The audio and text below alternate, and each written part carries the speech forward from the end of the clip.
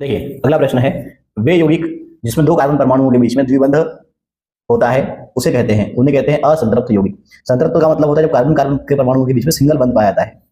अगला है, calcium sulphate में कितनी सूत्र इकाइयां प्लास्टर ऑफ पेरिस में क्रिस्टलीकरण में जल के साथ जुड़ी हुई होती हैं?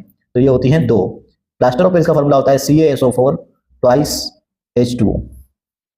अगला प्रश्न है, नाइट्रोजन परमाणु में कौन सा कोश N2 अणु बनाने में भाग लेता है? तो ये दूसरी कक्षा है, दूसरी कक्षा मतलब K, पहली K दूसरी L से उत्तर है हमारा L।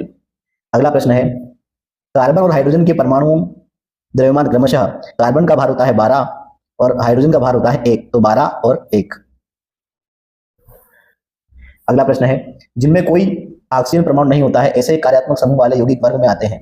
देखिए एस्टर होता है COOR, इसमें भी O है। कीटोन होता है CO, इसमें भी O है। कार्बोक्सिलिक अम्ल ये होता है COOH, जबकि हमारा होता है हेलो यौगिक।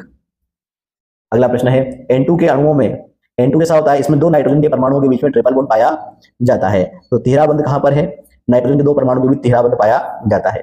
अगला है, समूह 1 के निम्नलिखित तत्वों की परमाणु त्रिज्या के अनुसार अवरोही, अवरोही का मतलब होता है घटते क्रम में, घटते क्रम में अर्थात सबसे बड़ी जो है पहले आएगी। तो पहला वर्ग है, पहले वर्ग में आता है lithium, sodium, potassium, rubidium, caesium, francium. तो इसमें सीजियम तो दिया हुआ, सीजियम बड़ा है, उसके बाद में जो है रुबिडियम है, फिर पोटेशियम है, फिर सोडियम, लास्ट में आएगा हमारा लिथियम। तो lithium, sodium, potassium, rubidium, caesium, तो उत्तर है हमारा डी। अगला प्रश्न है, इनमें से कौन सा तत्व प्रकृति में द्विपरमाणुक अणु के रूप में मौजूद होता है? तो द्विपरमाणुक अणु के रूप में मौजूद नहीं होता है। हाइड्रोजन होता है H2, हीलियम होता है He, क्लोरीन Cl2, नाइट्रोजन होता है N2, तो कौन सा नहीं है? हीलियम। देखिए अगला प्रश्न है, इनमें से कौन सा परमाणु की संयुक्त निर्धारण में भूमिका निभाता है? तो भूमिका निभाता है किसी भी परमाणु का जो बाहरी कोश होता है, बाहरी कोश के इलेक्ट्रॉन की संख्या। अगला है, निम्न तत्वों को बढ़ते हुए परमाणु क्रमांक के क्रम में व्यवस्थित कीजिए। देखिए नियोन का परमाणु क्रमांक होता है 10, पोटेशियम होता है आपका 19, ऑक्सीजन होता है आपका 8 और बोरोन होता है आपका 5। तो बोरोन, ऑक्सीजन और आपका नियोन और पोटेशियम BONE, तो आपका उत्तर है BONK।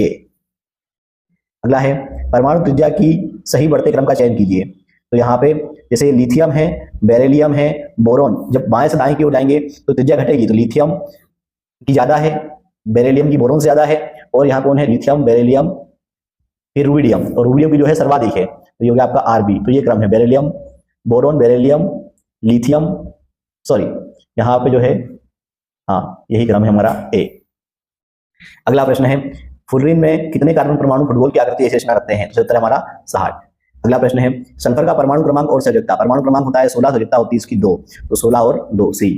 अगला है हमारा C3H8 और C5H12 के आणविक द्रव्यमान में क्या अंतर है? तो C का 2 का अंतर है और H हमारे पास में 8 या 12, 4 का अंतर है, अर्थात 12 दूनी 24, 24 और 4 28 का अंतर टोटल, उत्तर हमारा D।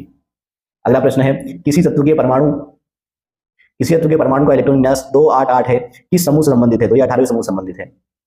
अगला प्रश्न है, रिक्त स्थान की वजह से आयनिक यौगिकों के गलनांक व गलनांक अधिक होते हैं क्योंकि उनके परमाणुओं के बीच में अधिक आकर्षण पाया जाता है। तो यह प्रबल अंतर आयनिक आकर्षण को भंग करने के लिए ऊर्जा की बड़ी मात्रा की आवश्यकता होती है।